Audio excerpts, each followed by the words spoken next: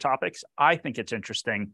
And anyone who wants to know more about portfolio construction, we have basically centered our whole conference, which is next week, Thursday in Sydney, around portfolio construction, how to pick securities in the current environment.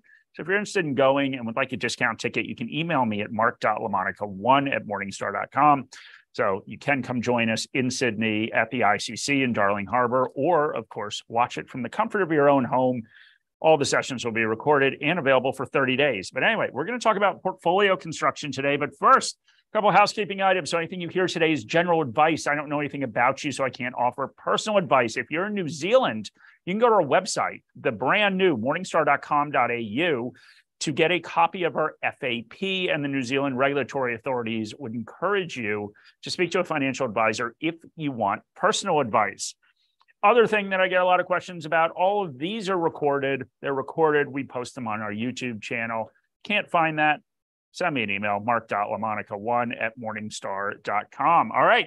So portfolio construction, as promised. So it's been a couple-week hiatus since I've done these. I was over in the States. So hopefully I still remember how to do it, but we will find out. Okay. You can, of course, listen to our podcast, follow us on Instagram. But today we're going to talk about goals-based portfolio construction, which is an important distinction to how some people do it, but we'll get into all those details. So we're going to define a couple of different things here because we're, of course, talking about goals-based portfolio construction. We're going to talk about defining goals. We're going to talk about why we do it, how you do it. We're going to talk about calculating your required rate of return, which is a huge input into anything we want to do around creating portfolio. Because once again, we're creating a portfolio for a reason. That reason is to achieve a goal. The way you achieve your goal and reach your goal is by earning a certain return. And then we'll talk about feasibility of goals. And so we're going to follow along something called, very creatively named, the Morningstar Guide to Portfolio Construction. Anyone wants a copy of that, send me an email. It walks through this whole thing. Okay, so why do we define goals in the first place? So the question I get all the time is, my goal is to have as much money as possible. And maybe that's your goal. That's not a very good approach from an investment standpoint. We'll talk about why. But why do we define goals? Okay, if we have a goal, if we know the destination we want to get to, if we know what we're trying to achieve from an investment standpoint, we can focus on risk capacity as opposed to risk tolerance. And let's define these two. You can see the definitions at the bottom of this. So risk capacity is the amount of risk that you need to take on in order to achieve your goal. And that's really important because, of course, the whole point of investing is to achieve a goal. It's a means to an end. Risk tolerance is kind of the traditional way a lot of people have taken this portfolio construction process, and it's looking about the amount of risk that you're comfortable taking. The issue, of course, with this is that if your risk tolerance and your risk capacity do not meet up, what do you do?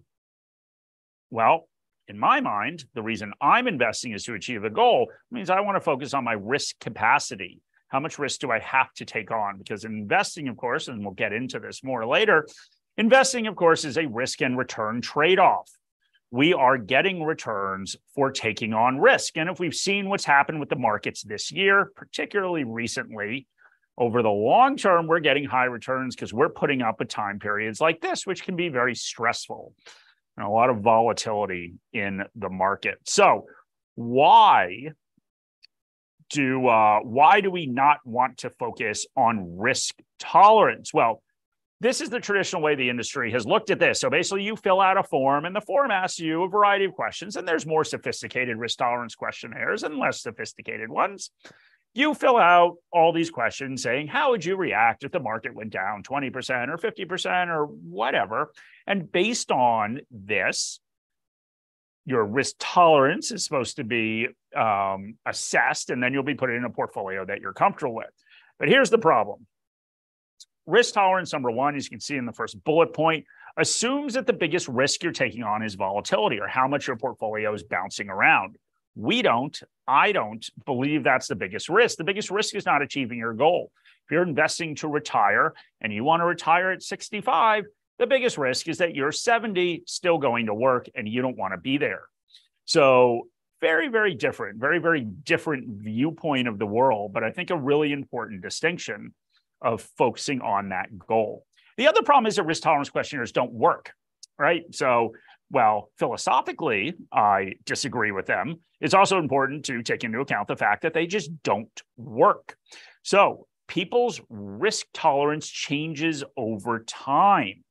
And so one of the issues is that, of course, as market conditions change, your risk tolerance changes. So back in January, when we entered into this year, of course, everyone's risk tolerance was basically set by years and years and years of above average market returns. So they were everyone's comfortable taking on more risk, mostly because they didn't think it was actual risk because the markets had only been going up.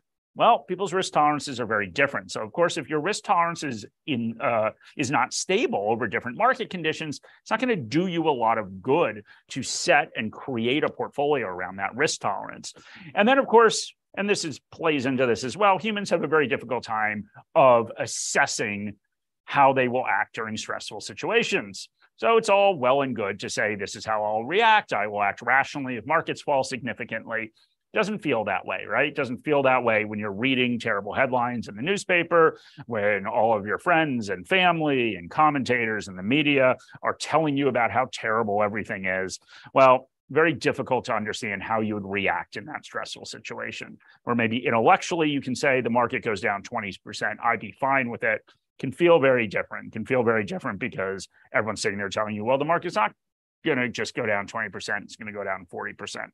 So these are the reasons we define our goals, so we know our destination, where we're going to go, and then we can focus on our risk tolerance. So how do we get there? All right, so defining your goals needs to be specific. So we can all sit there and have unspecific goals. I want to have a great retirement. I want to travel a lot, whatever equals your great retirement. But you need to actually define your goal. And that means going through and defining 4 different things. So how much will your goal cost? Really important. Inflation. Take inflation into account. When do you want to achieve your goal? Also pretty important. Not, I want to have a great retirement, but I want to have a great retirement, which will cost this much at this age. Of course, knowing how much you've saved for your goal, and then understanding how much you can save for your goal in the future. Now, why are we being so specific about this? We are being specific about this because we are going to actually calculate something, and these are the inputs that go into that calculation. And in our nice little next to the light bulb down here, remember your goals can change over time, but just the process, just going through this process of establishing your goal is really, really beneficial. It's really beneficial because it will give you that stake in the ground that as, of course, things evolve in your life and maybe these goals adjust, as you perhaps weigh whether to make one decision versus another decision, you can understand the implications of that. If you were to switch careers, if you were to take some time off, work part-time, if you were to move into a lower paying job, all of this can then be assessed about how that's going to impact your goal. And of course, that'll help you make a better decision because you'll actually have more information. All right, so we're going to walk through an example now. All right, so we'll use a retirement goal. So I want to retire with a portfolio worth $1.7 million in today's dollars. I want to do that in 20 years. I've got $450,000 currently saved for my goal. And going forward, I can save 10% of my $100,000 salary. All right, so what we've done is we ticked all of those boxes. I know what my goal is. I know how much it is. I know when I want it to occur. I know how much I have now, and I know how much I can save and contribute to that goal going forward. So what does this mean? It means we have all the inputs into our formula. But first, a couple things that we need to look at. Inflation. So when I was doing this a year and a half ago, giving the same presentation, people didn't really care that much about inflation, but I think people have picked up on it now. So if we go back and we look at inflation in Australia, 4.87% from 1951 to 2021, big swings close to 24%. Anyone who remembers the fourth quarter of 1951, let me know. And then, of course, a record low, negative inflation, deflation in 1962. So inflation is very important, but remember, it's your personal inflation rate.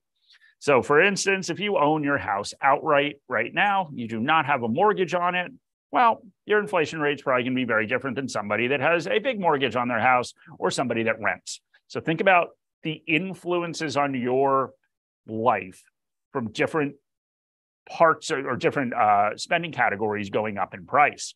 So CPI, of course, is how we measure inflation, super price index, and that's a basket of consumer goods. And you can see some of them right here, right?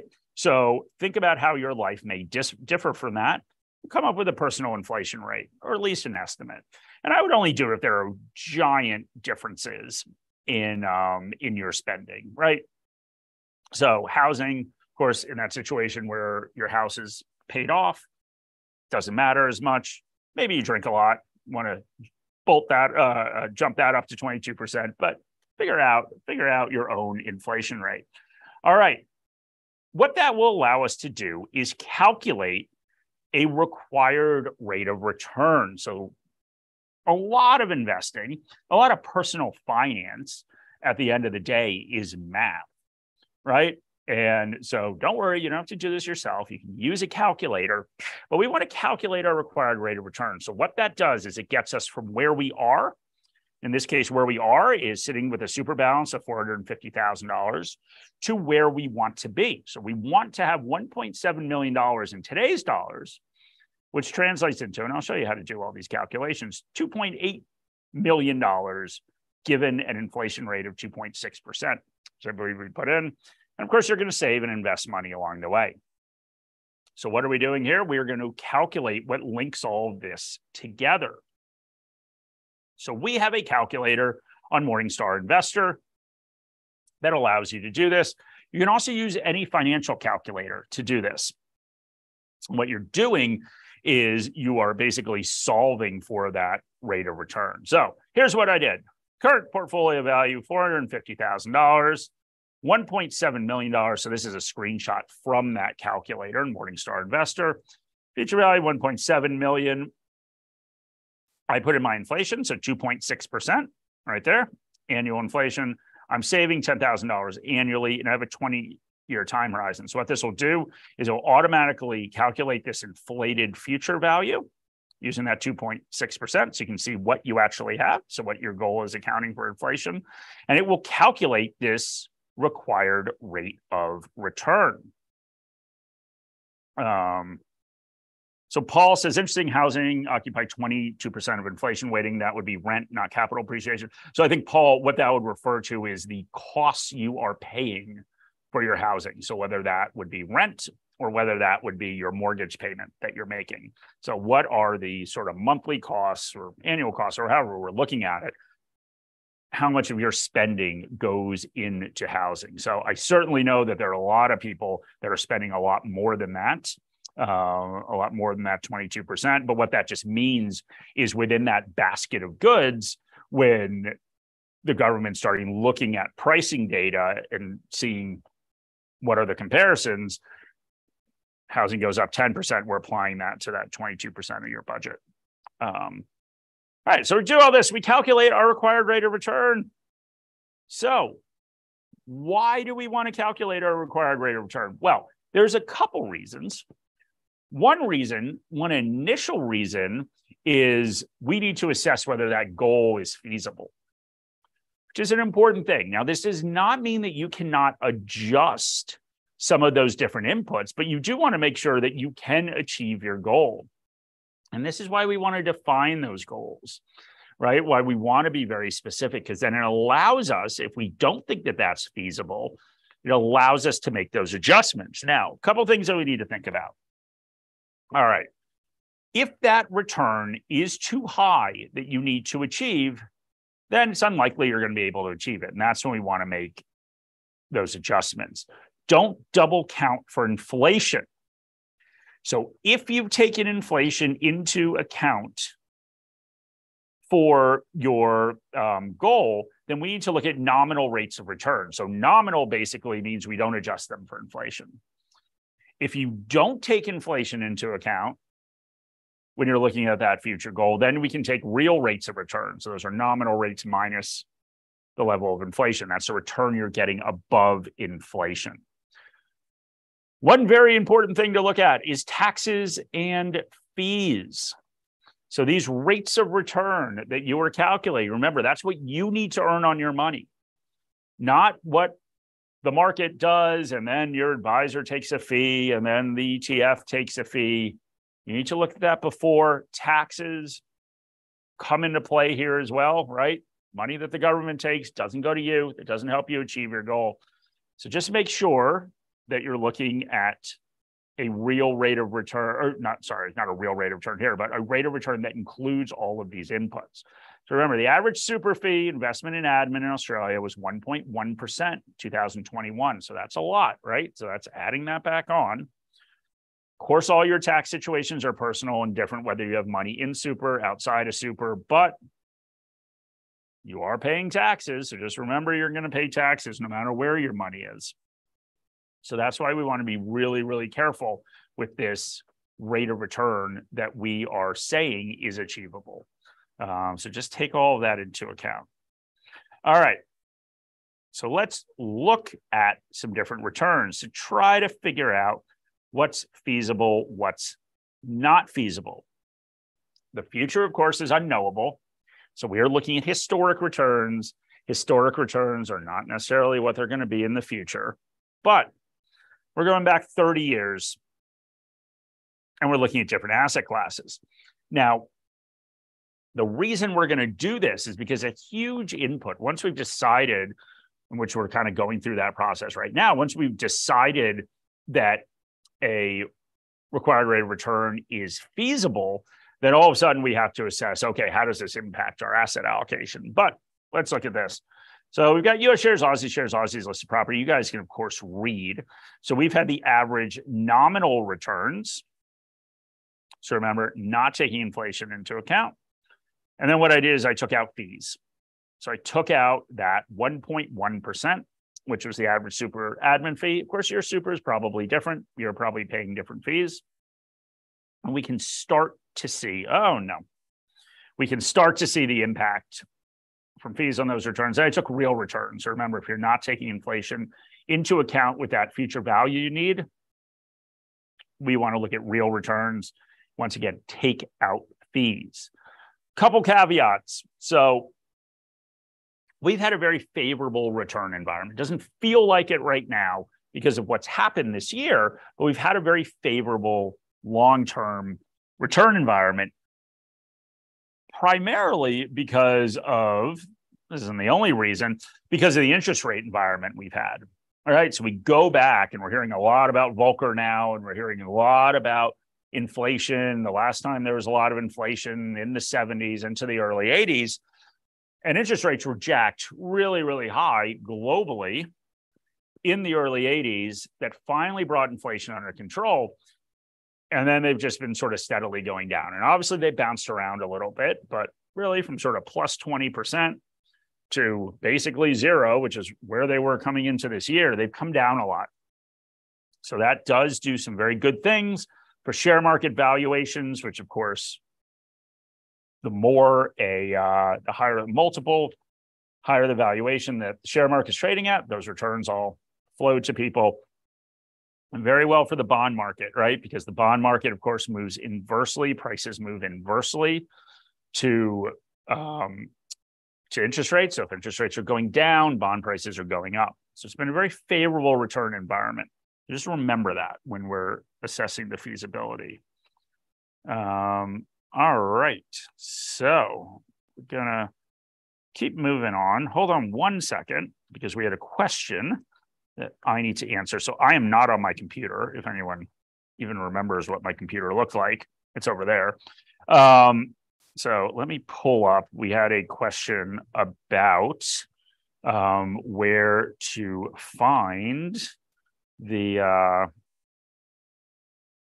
find the now, of course, nothing's working. Where to find that calculator. So I will quickly show that. Where am I? There we go. So I'll quickly show where you can find that calculator. And once again, you can use a financial calculator as well. I like ours a little bit better. I'm very biased, but the problem with financial calculators is it is sometimes a little tricky to put some of the inputs in. So I will share this with you in 1 second and show you where you can find it. Let me figure out how to share this. Share screen. There we go. Oh, no. Now I'm getting a text message. This is all going very well, as you can see.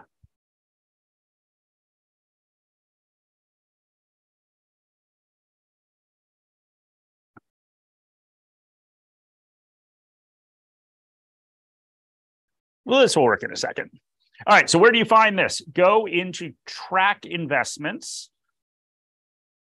Track investments goals. So basically, that's where you can set up that's where you can find this calculator, and you can actually establish your goals and then calculate what it's going to take to achieve it. Of course, now the computer is not cooperating. Come on. All right, so I have all these preset goals, but if you want that return calculator, click add goals. Basically, that's what I just showed on the screen. So if we wanted to quickly do, I'll see if I can remember everything we wanted. I'm testing my memory here. 2.6%. We wanted annually 10K, and I believe this is 20 years. All right. So basically what that's going to calculate is at 8.6%. Then you can adjust this, right? You can say, oh, that's too high. I want to save $20,000 a year. It will automatically adjust it. So that's where you can find that. So hopefully that was helpful. All right, let's go back to the PowerPoint. Of course, now we have. Okay, so good question from David. So David says average returns are clear, but variability is also important to risk interpretation. Is there a similar table showing standard deviation of returns? Okay, so first, let me explain David's question, because some people may not get that. But what David is looking at is he is looking at standard deviation, which is a risk measure. So basically, the standard deviation is looking at what is the variability of returns that you have. So you can have an average return, and then of course you have variability around that average. So as you take on more risk, so think risk, anytime we talk about risk with investing, we are talking about volatility. We're talking about how much those returns are bouncing around every year. So that's risk in investing. Now, over the long term, you shouldn't care that much. It's easy for me to say, but you shouldn't care that much about volatility. So volatility, if I have 20 years to my goal, what do I really care if the market's bouncing around? Now, it's easy for me to say that. Psychologically, that's very challenging for people to deal with because, of course, you're reading about it in the newspaper every day. You're logging onto your account, and you're seeing that your portfolio went down. So it's very difficult to deal with. But taking on that volatility means that you get a higher return. So shares, for example, shares, you have high volatility. So like this year, if you look at the US before the rally today, was down 25%. Australia is starting to approach that 20%, that 20% bear market territory. So you could have that variability every year to year, wide fluctuations in what those returns could be. But over the long term, that average should be higher. So I don't have on me, David, I don't have the standard deviations, but we do have them available. Let me see if I can quickly find them for you. So I think what I would say is in terms of that volatility, what I would say is make sure that is a risk that does impact you. At certain points during your life, volatility is really important, specifically as you're approaching retirement. But But then for other parts of your life, perhaps it isn't. Okay, so what else? I'll share my screen again. I'll show you what I've done if you want to find volatility measures. Okay, so what I've done is I've gone on, sorry, let me start over so everyone can see what I did. So I went on investment policy statement. So you can see, once again, track investment policy statement. So investment policy statements where you can define the strategy that you're going to take. I said create investment policy statement. And then what I went on, so our investment management group has expected returns for lots of different asset classes. So I was showing you past returns. They also have expected returns. So you can see the expected returns on all these different asset classes. And then you can go read our actual risk profiles and strategic asset allocation. Here we go. So these show different portfolios. And then the source of those returns. And here you can see expected standard deviations. So basically what that's saying, the standard deviation, is that, and standard deviation basically looks at probabilities around these different variabilities in returns. So one standard deviation, returns are supposed to be within that 66% of the time, two standard deviations, 95% of the time. So what you can see, we expect the average return to be 7.9%, but with a 15.5% standard deviation, that means 66% of the time it's going to be, now you're testing my math, 7.9% minus 15.5 or 7.9% plus 15.5. So you see we're sort of building out those ranges. That goes over your head. I probably didn't explain it as well. But if it goes over your head, don't worry, send me an email. I can provide a little more information on that. But that's what we're talking about. That's what David's talking about from a risk perspective. Your computer has the cartoon sticker. Oh, sorry about that. That was my own fault, Gary, with just me trying to figure out what I was doing and logging into my account. All right. So anyway, average returns, trying to figure out if that return is feasible. Okay, so what does this allow us to do as investors? So what can we do if our goal is unrealistic? And once again, we want to set ourselves up for success here. So all of these different inputs, all the different things that you are calculating or that you are estimating when you're setting your goal, all of those different things, of course, are the variables that will drive how much money you have in the future. And they will drive, if we rearrange all of those, if we rearrange the formula, will drive that required rate of return. So if we want to get our average required rate of return from 8.6% to 7.5%, what can we do? So this is a scenario where you sit there, you figured out your goal, you calculated that required rate of return, and you just say, I don't think that's achievable. I don't think I can get 8.6% after taxes, after fees. I'd be much more comfortable with 7.5%. What can I do to get there? So one thing you can do is adjust when you want your goal to occur. So the longer you have to save and invest, of course, the more money you're going to have. So in this case, we can delay, because this goal is retirement, we can delay retirement. So I can delay retirement by 4 years, and that will lower that required rate of return. So now all of a sudden, instead of 65, I'm retiring at 69.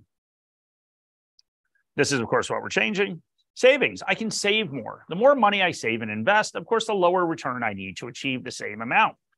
So I could increase my savings to $21,000 a year. Now, that's a lot, right? So that's more than doubling how much I'm saving.